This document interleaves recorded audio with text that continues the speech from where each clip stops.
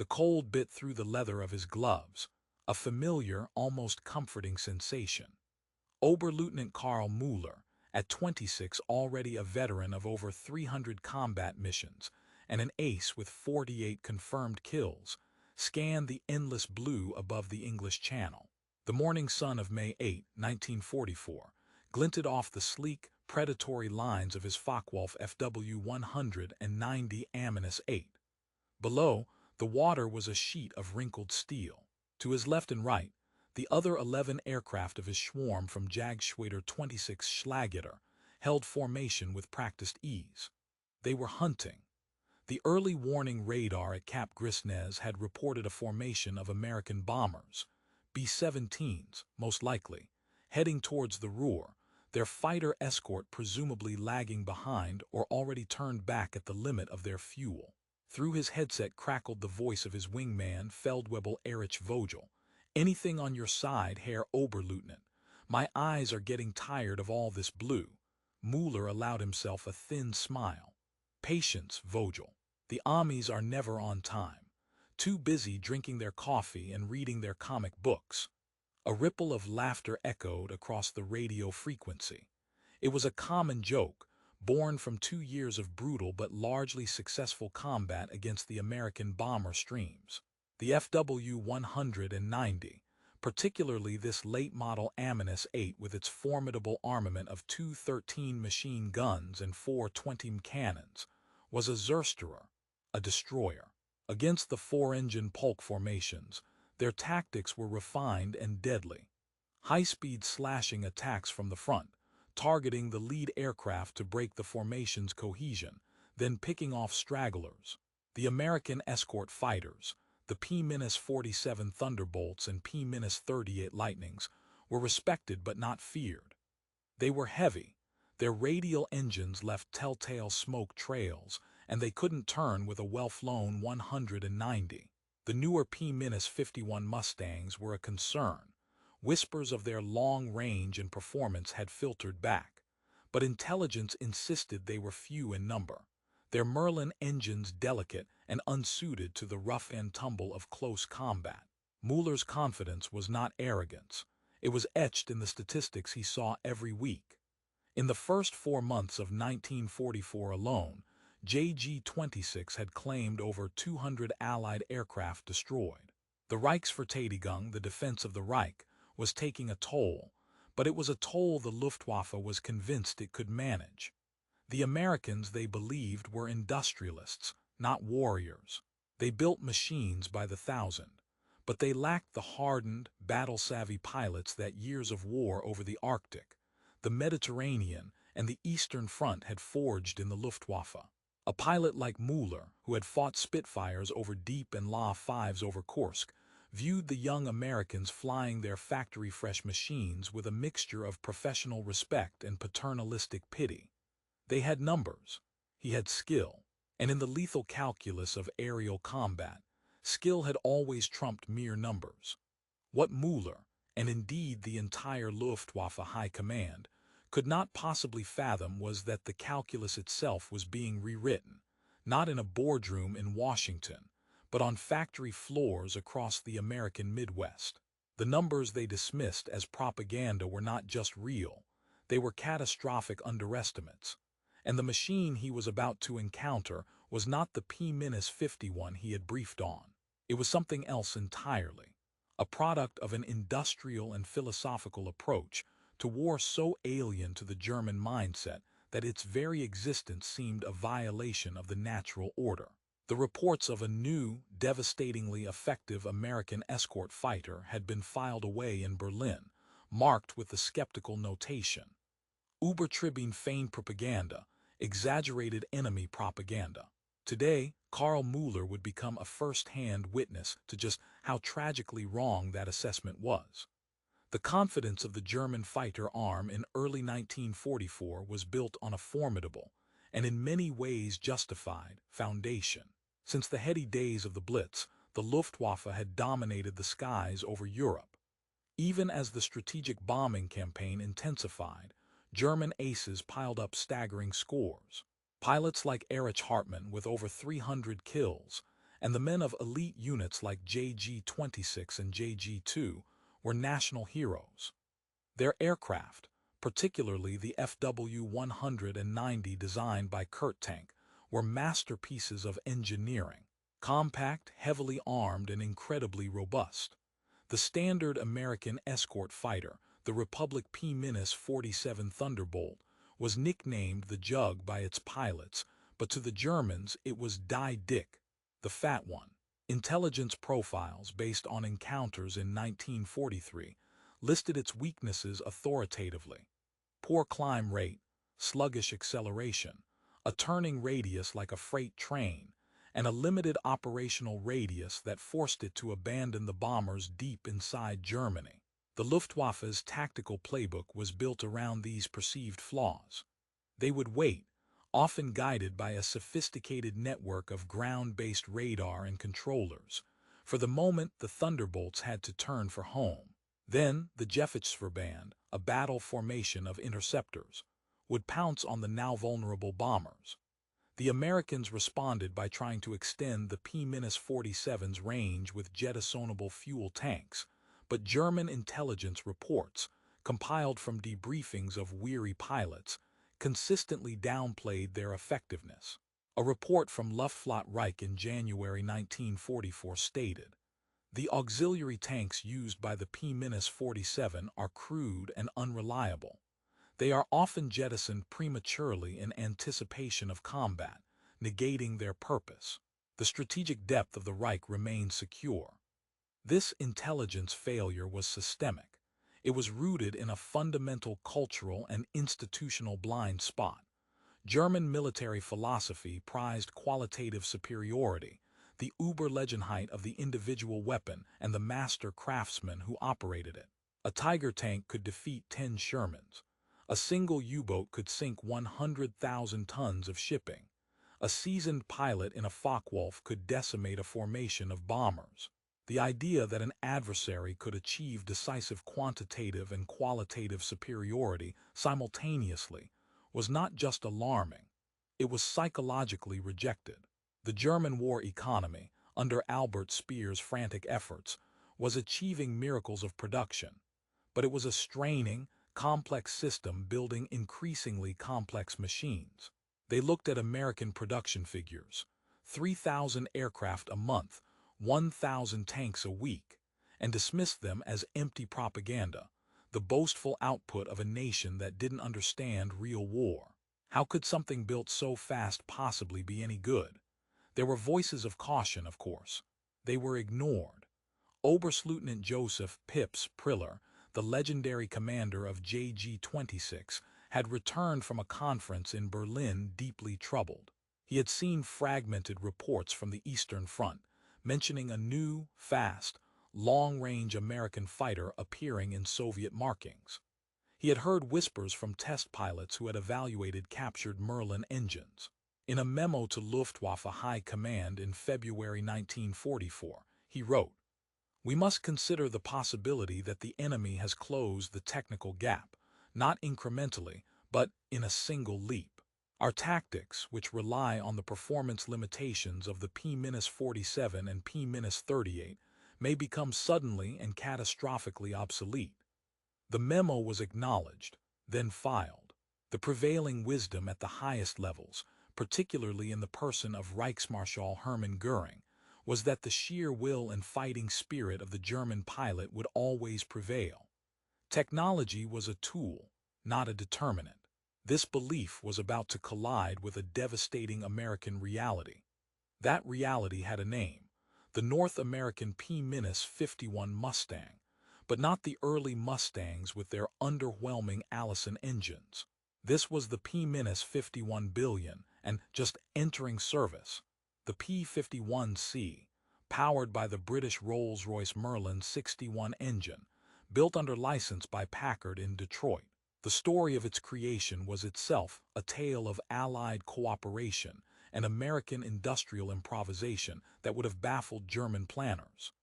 The airframe, designed in an astonishing 117 days by a team led by Edgar Schmude, a German-born émigré, was a masterpiece of aerodynamic cleanliness. But its true transformation came from a desperate British suggestion: made it to the Merlin. The result was not an incremental improvement. It was a revolution. While German engineers were adding more armor and bigger guns to the FW-190, incrementally improving an existing design, American and British engineers had created something new. The Merlin-powered Mustang could fly over 440 miles per hour.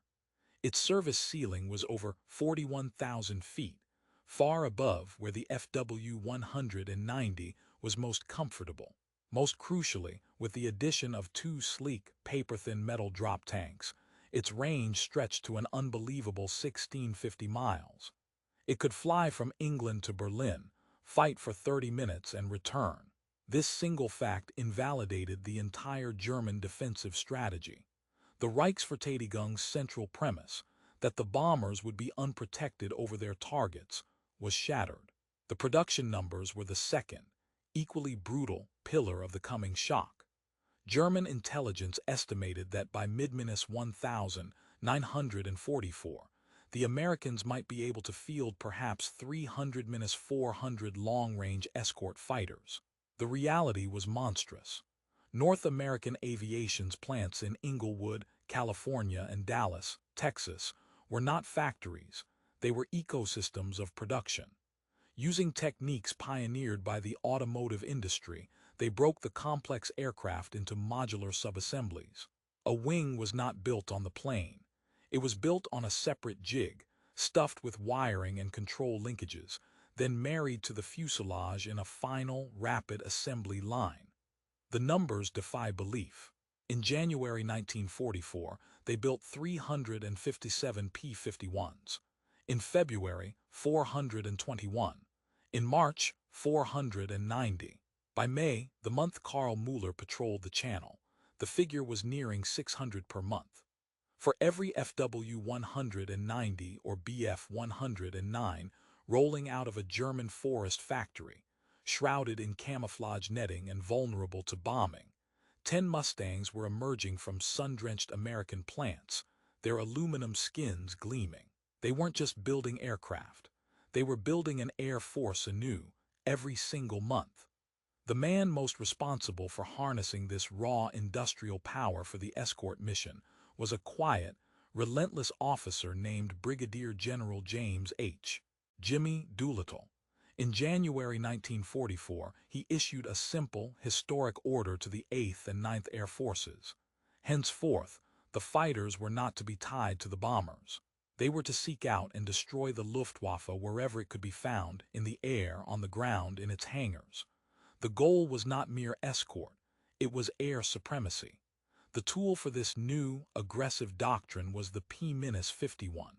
Pilots, many of them the farm boys the Germans derided, were trained not in defensive weaving but in offensive fighter sweeps. They learned to use their altitude advantage, diving with terrifying speed from 5 miles above onto unsuspecting German formations. They learned to hunt. Back over the channel, Karl Mueller's radio crackled to life. Adler 1 to all units. Wehrmacht's confirmed, bearing 85, Angels 20, estimated strength 50 plus. Escort reported as light. This is the real one. Prepare to engage. Mueller's heart rate ticked up, the familiar pre-combat focus narrowing his world to the cockpit, the sky, and his wingman. Understood, Adler 1, Schwarm Mueller, follow me. We climbed to 24,000. We hit them from 12 o'clock high. He pushed the throttle forward, the BMW 801 radial engine responding with a deep-throated roar, and began a climbing turn to the east. The plan was textbook. Gain the altitude advantage, use the sun, make one punishing head-on pass to break up the bomber formation, then deal with the scattered remnants. The mention of light escort was the final confirmation. It would be another successful Abschuss day. He glanced at the small photograph of his wife, Lissel, wedged next to the instrument panel, a silent ritual. He would be home for dinner in Messens. At 30,000 feet, 40 miles west of Aachen, the world changed. Mueller saw the bomber formation first, a distant, shimmering cloud of contrails, a sprawling armada of B-17s. But his trained eyes, scanning ahead and above the Wehrmachts, caught other contrails. Higher, much higher. Thin, icy lines scratched against the deep blue at what had to be 35,000 feet or more. There were not a few. There were dozens. They were not the lazy, curving contrails of bombers holding formation. These were sharp, shifting, aggressive. Adler Eins, this is Mueller.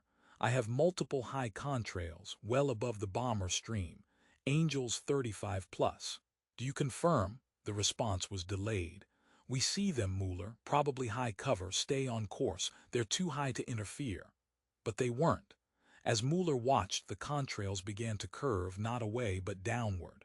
They were tipping over into shallow dives. A cold knot, different from the ambient cold of high altitude, tightened in his stomach. The geometry was all wrong. No P-47 could sustain contrails at that altitude while retaining enough energy to dive. And they were diving now from a position of overwhelming advantage, not waiting for the intercept to develop. Vogel, keep your eyes on those high ones, Mueller said, his voice losing its earlier casual tone. Jowl, Herr Oberleutnant. They're moving very fast. The first realization came not as a thought, but as a sensory impression. The specks resolved not into the bulky, radial engine profiles of Thunderbolts, but into something leaner, sharper. The distinctive chin radiator intake of the P-51 was unmistakable, but these aircraft seemed different, sleeker, and there were so many of them. The initial group of a dozen was just the vanguard. As Mueller's swarm continued its climb, he saw more contrails peeling off from an even higher altitude. A second wave. Then the radio from a distant Grupp to the north erupted with a terse, alarmed call. Zweit Grupp engaging enemy fighters. They are not Thunderbolts. Repeat, not Thunderbolts. Chaos, swift and absolute, descended. The diving Mustangs didn't bother with the bombers. They ignored the Wehrmachts entirely. Their target was the German fighter force, still climbing, still thinking it held the initiative. The first pass was a blur of incredible speed. A flight of 4 Mustangs, their olive drab and gray camouflage stark against the blue, shot past Mueller's formation 500 meters above, going at least 150 kilometers per hour faster than any FW-190 in a climb. They didn't turn to engage. They simply disintegrated the formation of Bf-109s from II. Grupp that had been climbing ahead and to the right. Mueller saw flashes of gunfire. The Mustang's armament of 450 caliber Browning machine guns, harmonized to converge at 300 yards, made a sound like ripping canvas. And 2 109s simply came apart, their wings folding back or cockpits erupting in flame. There was no turning fight, no elegant dogfight. It was a slaughter executed with surgical, high-speed precision. Brake right, alle Brechen rechts ab. The radio was a cacophony of shouts. The textbook formation disintegrated as every pilot reacted to save himself. Mueller hauled his 190 into a hard right turn, scanning desperately over his shoulder. Where was Vogel? He saw his wingman, lagging slightly, also turning hard. And then he saw the Mustang. It had followed them down. It hadn't overshot and been forced to circle back, as a Thunderbolt would have. It had matched their turn, staying high on their tails. Its speed was appalling. Mueller had never seen an aircraft retain so much energy through a maneuver. Vogel, brake left. Now, you have one on. The rest of the sentence died in his throat. The Mustang, from a range Mueller estimated at 400 meters, far outside the effective range of his own cannons, opened fire. The tracers weren't the slow, glowing orbs of the 20 mine shells. They were streams of red-hot steel, walking with terrifying accuracy towards Vogel's aircraft. They walked up the fuselage, shattered the canopy, and the FW-190 nosed over, a plume of dark smoke and flame marking its descent. No parachute. The shock was physical. Vogel was gone, erased, in seconds, by an aircraft that had attacked from a position of total control with a weapon that hit from a distance that felt like cheating. Mueller's mind, trained for years in the intimate, turning knife fight of aerial combat, struggled to process this new reality. This wasn't a dogfight. This was ambush. This was predation. He jammed the throttle to the emergency war power setting and pushed the nose down, seeking the sanctuary of speed in a dive. The FW-190 could dive like a stone. It was one of its proudest attributes. He watched the airspeed indicator needle climb, 600 km/h 600 and 5700. The engine screamed. He risked a glance behind. The Mustang was still there. It wasn't just following, it was gaining. The sleek American fighter, streamlined where his 190 was blunt, sliced through the thickening air with less resistance. The myth of the Focke-Wulf's invincible dive speed evaporated in the cold air of that May morning. The P-51 was not just matching him, it was overtaking him.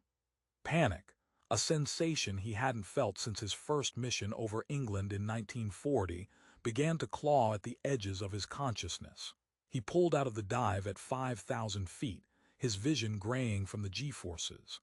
The farmland of Belgium rushed up to meet him, then fell away. He leveled out, his airspeed still over 550 km/h. He looked back.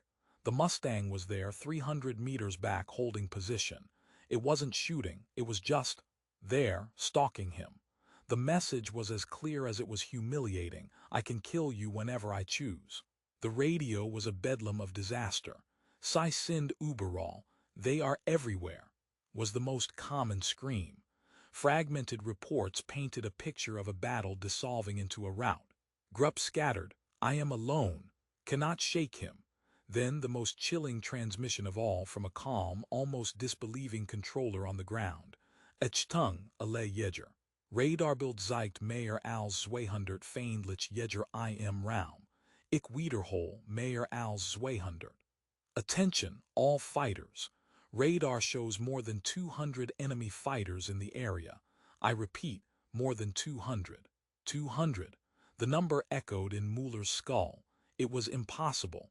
It had to be a radar error, an echo something. No single mission had ever been escorted by 200 fighters.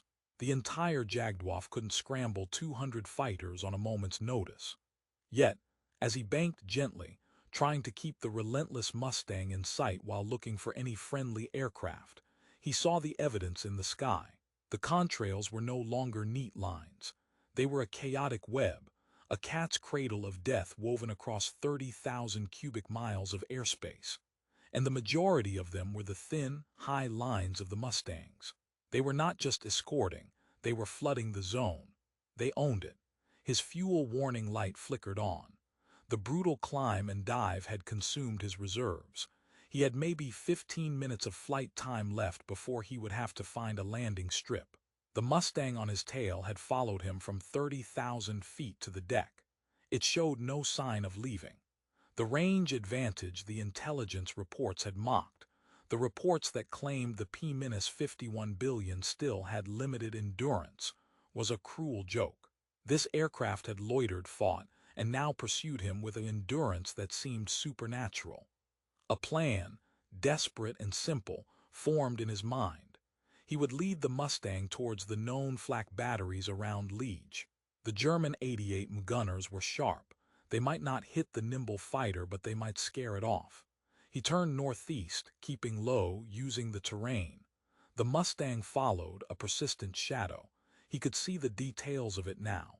The invasion stripes being painted on Allied aircraft in preparation for the coming invasion, the individual exhaust stacks along the cowling. It was close enough that he could see the pilot's head turning, watching him. He approached the flak zone. The first black puffs appeared ahead and to the right. Then a closer burst, the concussion bumping his aircraft. He weaved slightly, the old instinct to avoid the deadly shrapnel. He glanced back. The Mustang was still there. It weaved with him, mirroring his movements, untroubled by the flak. The pilot was either incredibly skilled or incredibly determined, or both. Then the Mustang's nose dipped slightly. A flicker of hope. Was he breaking off? No. The American was positioning for a shot. Mueller slammed the stick left and right, a violent, jarring series of maneuvers known as a brake. The Mustang corrected, its movements fluid and economical. The gap closed. 250 meters. 200. Mueller did the only thing he had left. He radioed, his voice tight, to any German fighter in the area. "This is Mueller of JG-26. I am under attack by a single Mustang south of Liege at low altitude. Can anyone assist?" The silence that followed was more terrifying than the flak. The radio spectrum, usually crowded with German voices, was eerily quiet, save for the faint, distorted chatter of American pilots. "Got one running. Tally-ho bandits at 3 o'clock low. Green flight reform on me." They sounded calm, professional, in control. The Mustang opened fire. Not the long, ripping burst that killed Vogel, but short, precise 2-second bursts. Tracer rounds zipped past Mueller's canopy, close enough to see the individual rounds. He felt impacts on his tail section. The controls began to feel sloppy. The Mustang pilot was walking his fire in, conserving ammunition, methodically dismantling his aircraft. This was not the wild shooting of an inexperienced pilot. This was the measured, confident marksmanship of a hunter who knew he had all the time in the world. Mueller's mind raced, not with tactics, but with the staggering, humiliating scale of his miscalculation. The briefings, the intelligence summaries, the dismissive jokes about the armies, all of it was ash. This machine, this P-51, was superior to his FW-190 in every metric that mattered in this new kind of war. Speed, altitude, range, and now, terrifyingly, numbers. The reports weren't exaggerated propaganda. They were understatements. The industrial might they had scoffed at had produced not just a new fighter, but a new paradigm. And it was here in the skies over Fortress Europe, in overwhelming force. He saw a railway line, a thin scar on the landscape, and followed it, hoping it would lead to a forward airfield. His engine was running rough now. Oil smeared the windscreen. The Mustang, perhaps wary of ground fire or simply confident the kill was inevitable, had dropped back to 300 meters but held position. Mueller's eyes scanned the horizon desperately. There, a cleared strip with camouflaged hangars. He didn't recognize it, but it was German. He could see the crosses. With his last ounces of fuel and control, he lined up for a straight-in approach. He lowered his landing gear, a risky move that made him a sitting duck. He half expected the final, killing burst. It didn't come. The Mustang pulled up, climbing away to the west with a casual, almost contemptuous roll of its wings. It was leaving him to his crippled aircraft, to the humiliation of a crash landing, to bear witness. As his wheels touched the rough grass, his damaged tail causing the aircraft to swerve violently, Karl Mueller knew with a certainty that froze his blood. This wasn't a setback. This wasn't a bad day.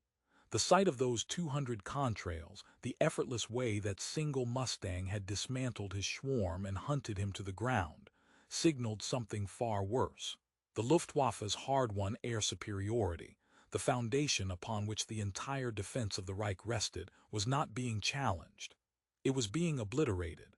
And as his FW-190 ground to a halt, one wing dipping into the dirt, he looked up to see more contrails, endless streams of them, passing high overhead, heading east, deep into the heart of Germany. The escort was no longer an escort. It was an invasion fleet of fighters, and they were just getting started. The aircraft shuddered to a final stop, the propeller ticking over once, twice, and falling still. For a moment, there was only the ringing in his ears and the acrid smell of scorched oil and fear sweat. Mueller's hands, still gripping the stick, trembled uncontrollably. He released the harness and pushed back the shattered canopy, the cool air hitting his face like a slap. The Mustang was gone, a speck disappearing into the western haze. Around him, the forward airfield, a makeshift strip designated Ammonus 74, he would later learn, was a scene of burgeoning chaos. Another FW-190 was coming in too fast, its landing gear crumpling on impact. slewing off the runway in a cloud of dirt and grass. A Bf-109 sat with its engine smoking, ground crew swarming over it, and overhead the contrails continued their eastward march, a silent, glistening highway of death. He climbed out, his legs unsteady, and slid off the wing onto the grass. A young mechanic, his face smeared with grease, ran up. "Herr Oberleutnant, are you hurt?" Mueller shook his head, unable to speak. He pointed mutely at his aircraft's tail. The left horizontal stabilizer was shredded, riddled with .50 caliber holes. One round had missed the elevator control cable by less than a centimeter. The mechanic whistled softly. "The Amis have new gun sights, it seems."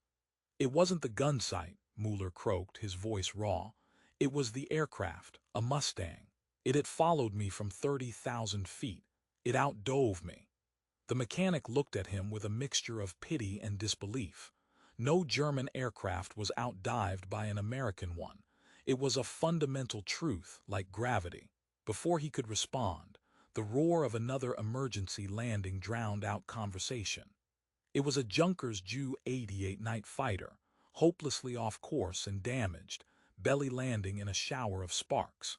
The sky, Mueller realized, was filling with cripples. The hunting pack was driving the wounded to ground. Inside the operations shack, a converted farmhouse cellar, the atmosphere was one of stunned silence punctuated by crackling radio reports. A Hauptmann with a bloodied bandage around his head was hunched over a map. He looked up as Mueller entered. "Unit, JG-26, Swarm Leader. My aircraft is damaged beyond immediate repair." "Join the club," the Hauptmann said grimly.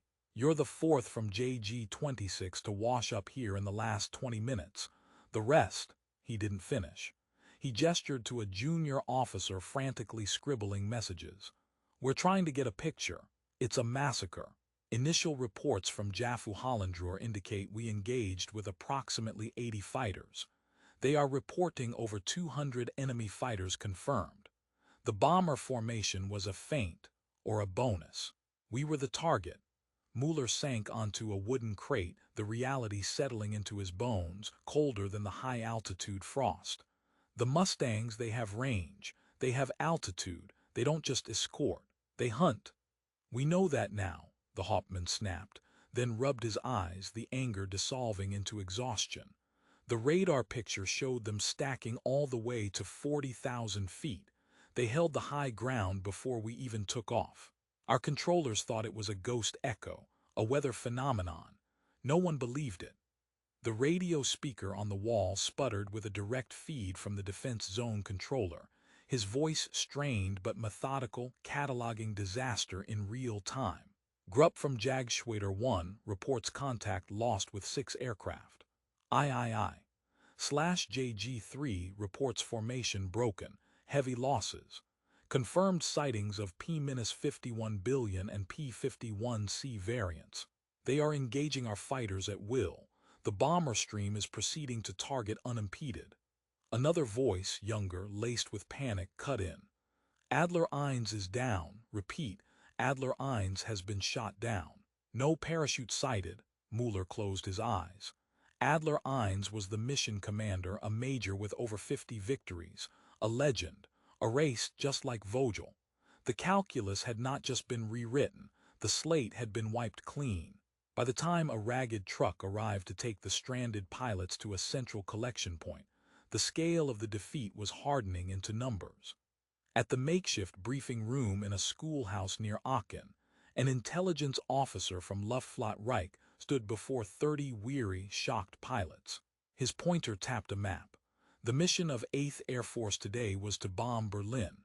For the first time, a major raid on the capital was escorted all the way to the target and back. He paused, letting the words sink in. The Reich's heart, previously reachable only by bombers bleeding alone, was now within the protective umbrella of enemy fighters. "Our intercepting forces suffered catastrophic losses.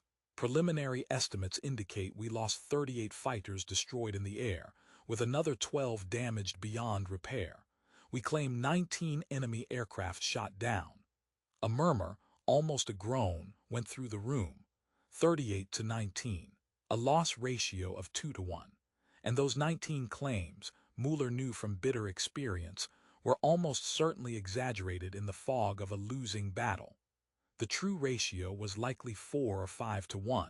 In a single morning, the Jagdwaffe had lost the equivalent of an entire grup. And for what? They hadn't touched the bombers. Not a single B-17 had fallen to fighters in their sector.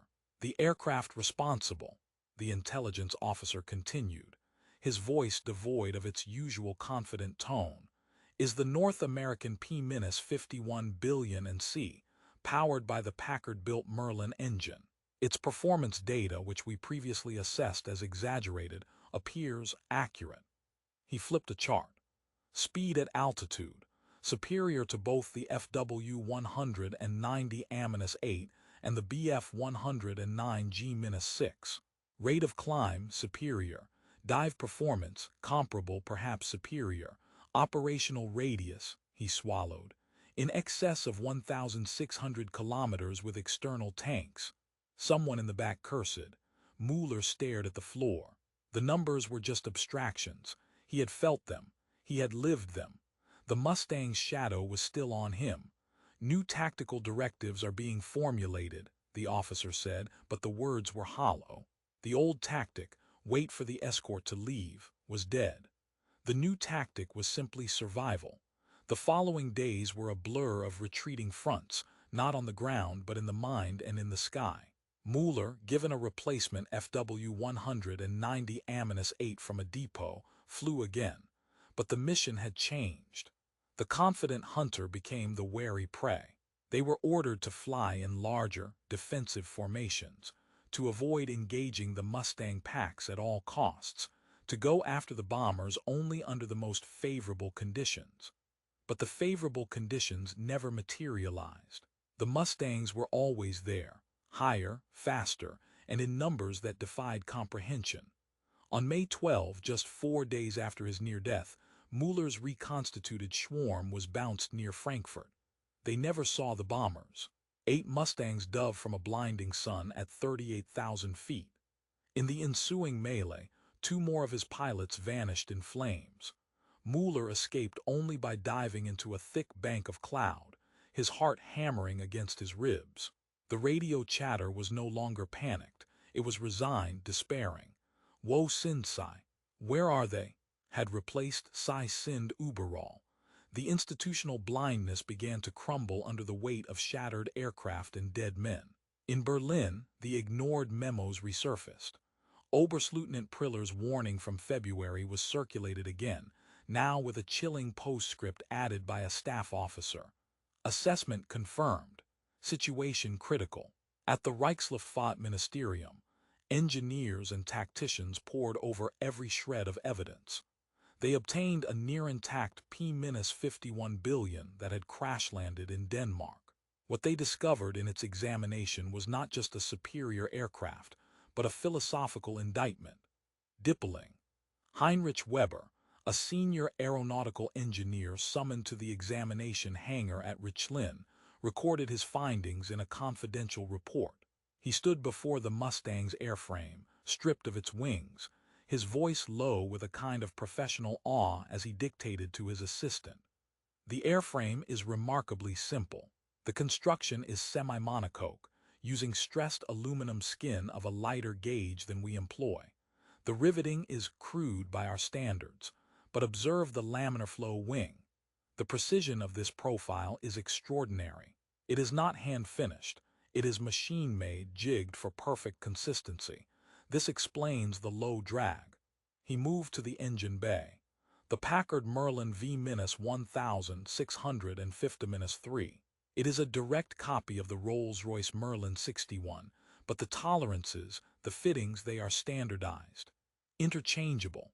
This engine can be removed and replaced by a ground crew in 4 hours. Ours requires 12.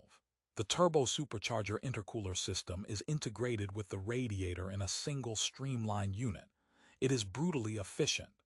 His assistant, a young man bred on the myth of German engineering superiority, asked, "But surely the materials are inferior. They must cut corners to produce so many." Weber gave a bitter smile. That is what we believed, but the aluminum alloys are of high quality. The electrical system uses standardized, mass-produced connectors. The guns are mounted directly to the airframe without complex vibration-absorbing mounts. They rely on the inherent rigidity of the structure. It is not over-engineered. It is optimized. He paused, running a hand along the smooth fuselage. We build a precision instrument, a craftsman's tool. They build a weapon, a consumable item. And their consumable item outperforms our precision instrument in every parameter that matters beyond the first 5 minutes of combat. They have solved for production, and in doing so, they have accidentally solved for performance. The report, marked Geheim Kommandasesh, top secret, concluded with a devastating summary. The qualitative gap has closed. The quantitative gap is unbridgeable. The P-51 is not an anomaly. It is the manifestation of enemy war production philosophy. Tactical adjustments cannot compensate for this strategic reality. The reality seeped into every level of the German war machine. In the Pacific, the same story was playing out with different actors but the same script. Lieutenant Commander Tadao Kurosawa of the Imperial Japanese Navy's 201st Air Group, flying a Mitsubishi AM-50 from Rabaul, had his own moment of shattering revelation. The Zero had ruled the Pacific skies for years, its legendary agility making it a deadly foe for the heavier American F-4F Wildcats. But in early 1944, a new American fighter appeared over the fleet, the Grumman F-6F Hellcat. Kurosawa, a veteran of Pearl Harbor and the Coral Sea, led his flight against a group of Hellcats escorting bombers. The Zero's tactics were ritualized. Lure the heavier American into a turning fight, exploit the superior turn radius. Kurosawa pulled his Zero into a tight vertical climb, expecting the Hellcat to stall out. To his horror, the Hellcat followed him up, its powerful double Wasp engine never missing a beat, and then rolled over and shot his wingman apart with 650 caliber guns. The Hellcat could outclimb, outdive, and outspeed the Zero. Its only weakness, turning radius, was negated by new American tactics that forbade dogfighting and emphasized high-speed slashing attacks. Do not turn with a Zero, the American pilots were taught. Hit him and run.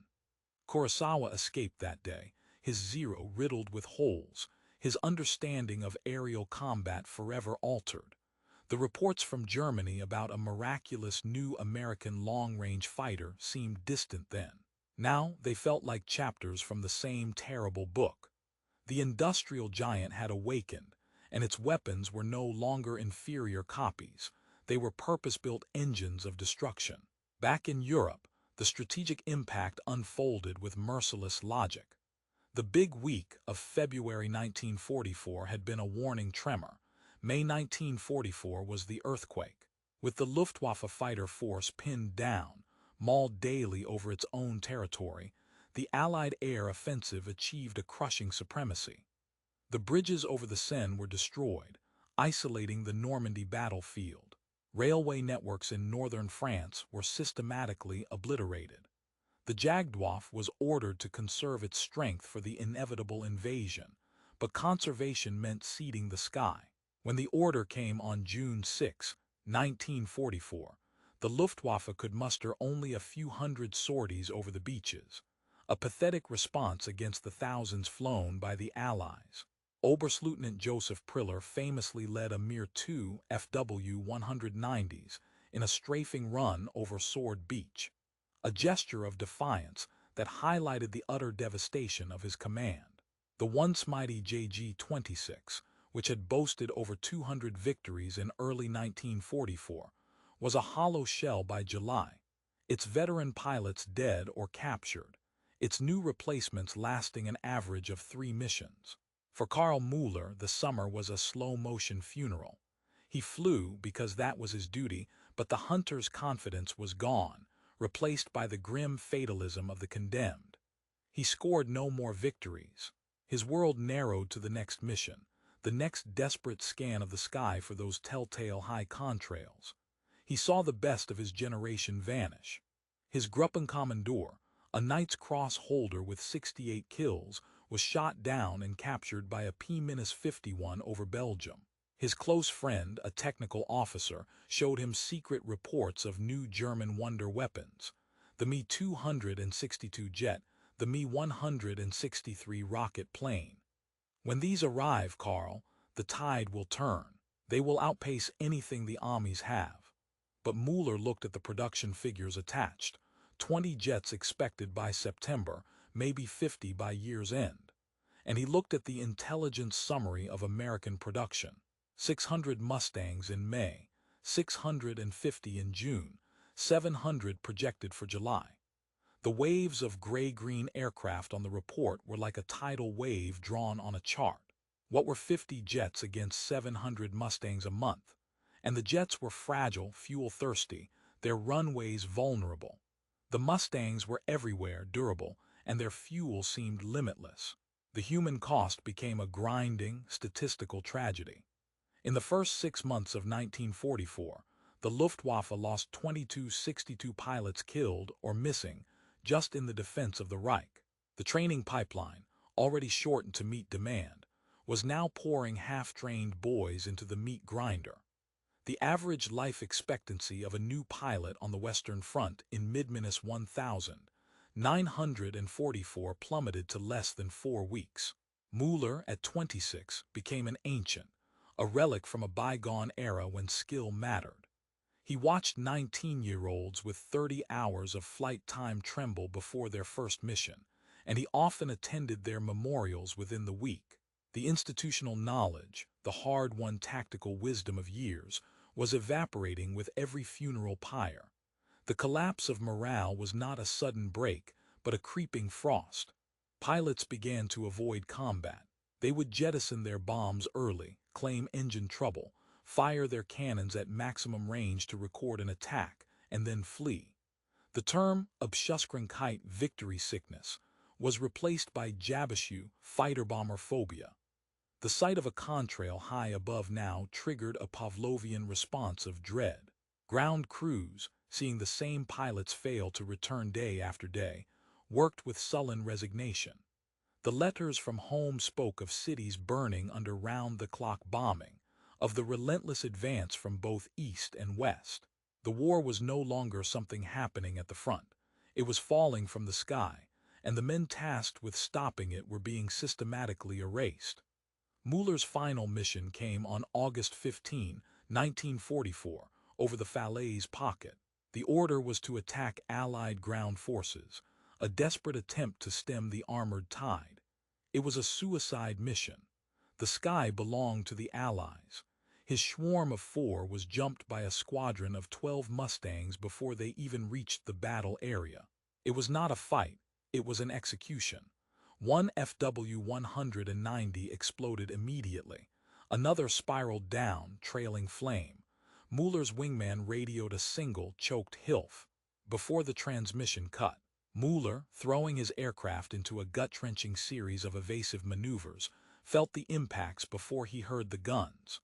A storm of .50 caliber fire ripped through his right wing root. The aircraft snapped into an uncontrollable roll.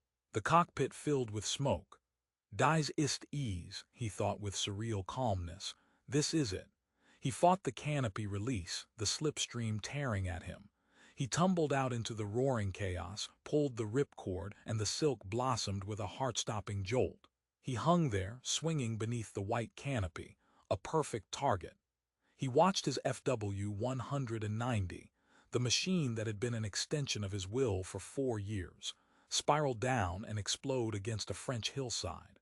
He saw the Mustang that had shot him down circle once, the pilot giving a casual wing waggle before joining his formation and heading west.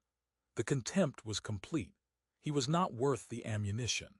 He landed in an apple orchard, his ankle twisting painfully on impact. Within minutes, he was surrounded by French farmers armed with scythes and shotguns, their faces hard with hatred. Then a British jeep arrived, and with it, his war ended. He was Karl Mueller, Oberleutnant, ace with 48 victories, veteran of over 320 missions. He was now prisoner of war number G-81,000, 743. The transit camp, then the ship to England, and finally the POW camp in Canada, were journeys through a world that confirmed every terrifying suspicion.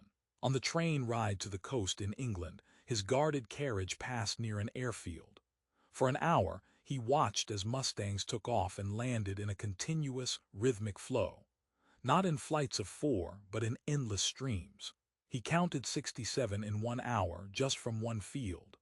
At the docks, he saw mountains of crates, tanks parked in rows that stretched to the horizon, more vehicles than he had seen in his entire life. The scale was not military. It was geological. In Camp 30 in Bowmanville, Ontario, he met other pilots from JG-2, JG-11, JG-54. Their stories were identical. The Mustang, the altitude, the numbers, the end. They pooled their knowledge, trying to understand. A captured Luftwaffe intelligence officer, a major, had access to censored but revealing Allied newspapers. One day, he called a group of the senior pilots, Mueller among them. His face was pale. "I have seen a production report," he said quietly, "from the American Department of War. It is not propaganda, it is an internal document." He recited the numbers like a grim liturgy. In 1943, the United States produced 85,898 military aircraft. In 1944, they will produce 96,318. They are currently building one complete B-17 bomber every 90 minutes. The Ford plant at Willow Run produces one B-24 Liberator every 63 minutes. North American Aviation in Los Angeles is producing over 20 P-51 Mustangs per day. He looked around at the circle of shattered aces. "Do you understand? In the time it took us to hold this conversation, the Americans have built another bomber. By tonight, they will have built 20 more fighters. We were not fighting an air force. We were fighting the entire industrial output of a continent. Our 48 victories, your 100, Herr Hauptmann," he nodded to a Knight's Cross holder. "Our 300, they were rounding errors in their production ledger." Mueller thought of the small, efficient Focke-Wulf factory in Bremen, hidden in a forest, bombed constantly, producing perhaps 3 aircraft a day on a good week. He thought of the pride in craftsmanship, the hand-finished engine cowlings, the meticulously painted camouflage. He thought of Vogel.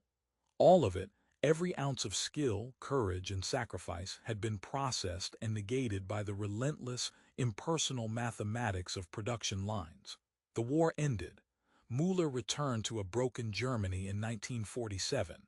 He found his wife, Lissel, alive but aged beyond her years, her spirit crushed by the bombing and the hunger. His hometown was rubble. He became a mechanic, then later a draftsman for a small automotive firm. He never flew again. The sound of a low-flying aircraft would make his hands shake. In the winter of 1959, he read a magazine article about the legendary P-51 Mustang. It featured an interview with a retired American colonel, a triple ace who had flown over Europe in 1944. The colonel spoke of the turn in the air war, of the arrival of the long-range escort. "When we got the Mustang," the colonel said, "it was like someone finally opened the cage. We could go anywhere. We stopped worrying about the Germans. We started hunting them. It was the weapon that won the air war." Mueller put the magazine down. He looked out his window at the quiet street of a rebuilt German town. He thought of the cold blue sky over the channel on May 8, 1944. He thought of Vogel's laugh and the way his aircraft had simply come apart. He thought of the endless contrails heading east. The colonel was right, of course, but he understood only half of it. The Mustang was not just the weapon that won the air war. It was the physical manifestation of a truth that Germany, in its obsession with individual genius and qualitative supremacy, had refused to comprehend. That in the modern age, war was no longer a contest of wills between warriors, but a systemic clash of industrial civilizations. The P-51's sleek silhouette was not merely an aircraft design. It was the shape of the future, a future built not in secret laboratories by brilliant minds, but on vast, well-lit factory floors by millions of hands. It was the shape of inevitability. Karl Mueller, former ace, former hunter, had not been defeated by a better pilot that day. He had been rendered obsolete by a new world, and the sky itself had become the conveyor belt that delivered its verdict. He closed the magazine. The memory of the hunt was over, only the witness remained.